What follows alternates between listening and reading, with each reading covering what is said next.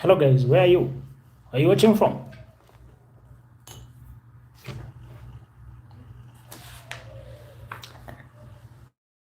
You're watching from?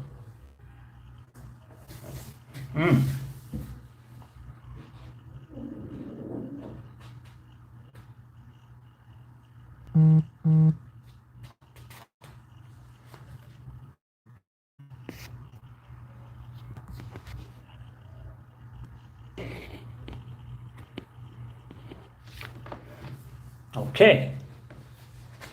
Where are you following from? Houston, Texas. Poland. Oh, Janet. Israel. Caroline McKenna. Hello, Benjamin. Hi, Zidi. Okay.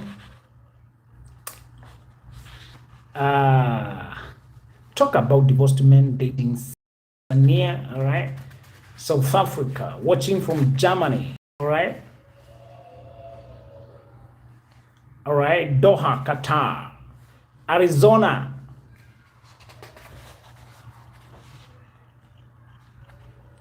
okay, watching from Belgium, Salama Filet, Los Angeles, all right, Mwikali, South Africa, Connie Baloyi. Now, guys, imagine the pain you feel when you listen to a story like this. This girl was the only surviving child of her mother. She was the only child and the mother died. She was living with a grandma. When she finished Form 4, the grandma was old. There was no money at home. The situation was bleak. And when she finishes Form 4, get what she does? Gets pregnant, gets a child. The neighbor there, another Form 4 leaver, who the parents refused him to marry and sent him off to college. Now, imagine the of sheer agony, total agony. That is only one story. From now, the time the girl is 17 or 18 to now being near 30, she has never known peace. Leaving the kid here, getting food there, begging here, begging there, the struggle. It is so heartbreaking. Another one is coming from a poor background. The parents' situation is dire. Arrives university. This one manages to arrive university. First thing she does, get pregnant. You don't want to be told the details of suffering that girl goes through. You may think that men are exempted, but the fathers to these children are never also exempted or at peace. They know they have a child somewhere. Many of them also take responsibility, they man up, they still have to carry the burden. You're never at peace. Sometimes the responsibility of the man is not discussed, but he is never scot-free. He knows he has a child somewhere. He can ignore it, but the child will pop up at some point.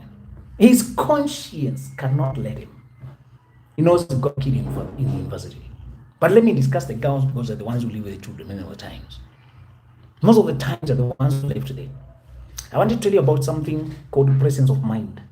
In air-to-air combat, the pilot of the jet fighter knows he must be constantly connected to the surrounding. He must not lose, even for a blink of a moment, awareness, situational awareness of his position in the skies. If he forgets where he is in the skies, his position versus his formation, the people he is with, his team versus the enemy, and the movements and the split second changes in the air. If he forgets for a moment, his goose is cooked. He is as good as dead. That image of the air-to-air combat of warfare reminds me that our life is warfare. You are floating somewhere in the skies and you must maintain your balance. Not only must you keep moving, you must know which side danger is coming from. Where sliding which direction will take you way down. You must know where your enemies are. Losing situational awareness. And this is for me, this is the most disturbing part with a young group. They lose presence of mind. You ask them to tell you what they are doing, they can't explain it in relation to where they are going, where they're coming from, the situation they're in, the risks they're at. This is a problem we have in the other world. Stupidity so widespread. Mental slumber. Somebody is doing things and they can't even explain to you. I have factored this, factor the other, factor the other. This is what is happening. People are carried by emotion. Oh, I want my own home. No, me, I want my... Poverty prevails. We are still oppressed by suffering and misery because we refuse to have presence of mind.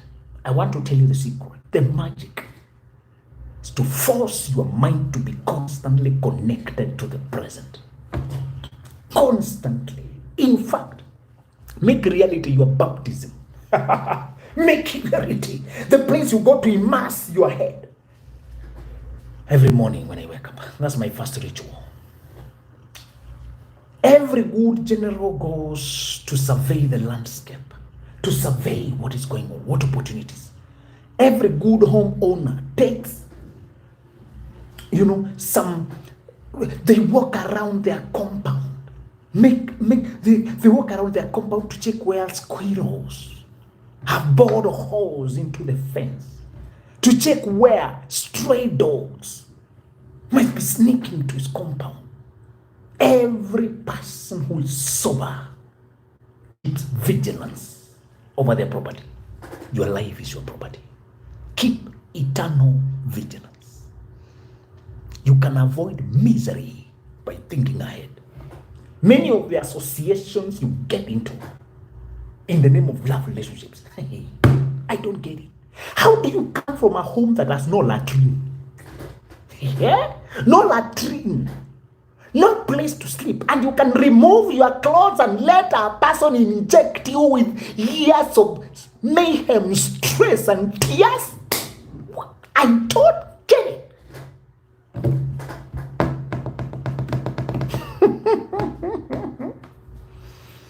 I met many girls who wanted me, and guys were dating them, but I was so afraid. In campus, I was so afraid in high school. If I sire a child, my goose is cooked. I'm hanging by a thread. I'm hardly getting school fees. I'm hardly getting pocket money. I'm hardly making it. Guys, if you forget everything else, remember this. Your presence of mind is your last line of defense. Think ahead. Calculate where this will lead and what it is likely to result to. Make this your habit. It's unnatural. It's not born. This habit, your brain is a muscle. It grows by use. What does it say in the Bible? Hebrews chapter 6.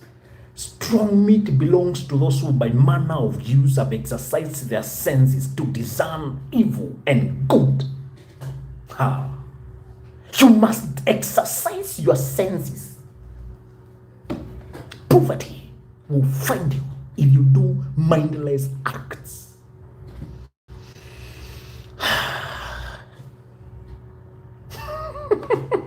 It breaks my heart when I see a person who ruined the small chances they had. A small chance of escape. An arrow. For me, I'm an escapee. I admit. I barely got away. I barely got away.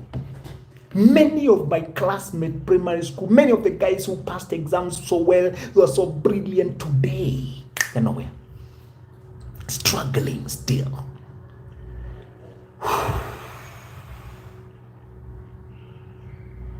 Guys, I beseech you in the mercies of God. I beseech you. Learn to think ahead, to be connected to where you are, to know what you stand to lose if you did what. That way, you avoid catastrophe. disasters, years of suffering are avoidable. Thank you.